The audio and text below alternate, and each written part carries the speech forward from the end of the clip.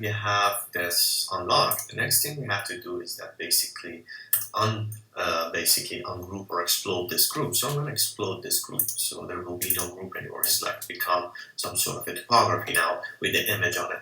So when I have that, the next thing that I have to do is basically bring this train that I draw and kind of project it on the surface. So what I'm going to use is that I'm going to use the sandbox. I'm going to go over this drape tool. I'm going to select this piece and then my topography. And once I have that, if I delete this surface that I've created, I'm going to double click, so I'm going to select the whole thing, and when I delete it, you see that I kind of project this on the topography that I had before. So now the topography has two elements. One is this element and the other one is this element. So let's do the other one as well. So I'm going to go over here. I'm going to drape this. I'm going to use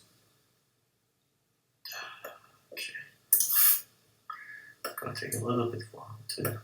Alright, I'm going to use the drape again. I'm going to go over this surface and then this. And now I basically create the other road here as well.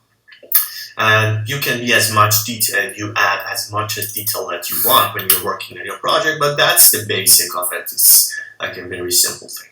So the next thing I want to do is that instead of having this like a messy type of like a graphic, I might change some of the things here. So I might, for example, go to the material. So I'm going to go to the default tray, and I'm going to go for the material, and I'm going to use, like for example, all white site,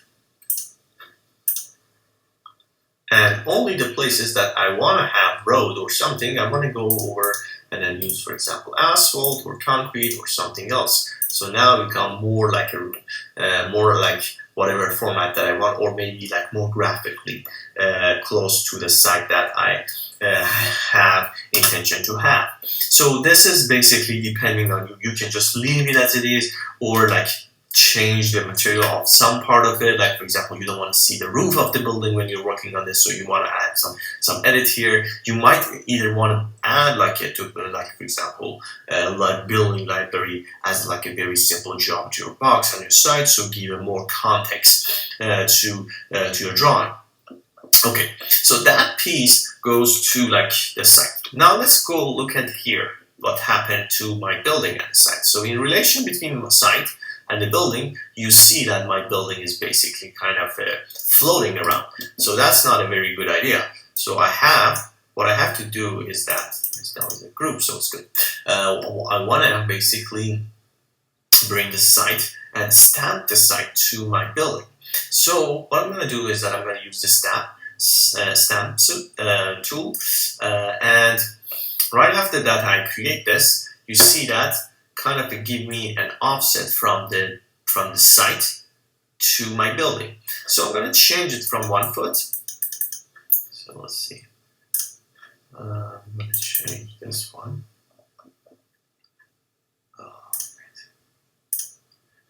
Oops, sorry, I have to do it before. So I'm going to change this number. Select the face. So let's change this number to 4 feet. Okay, and now I'm going to go over and select the building. Okay.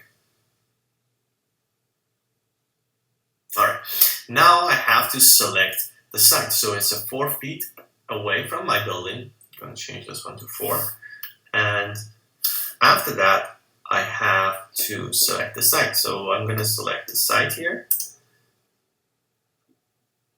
And then right after I basically add the train, I can go a little bit higher or lower depending on if I want to add like excavate the site, or I'm going to fill in the site.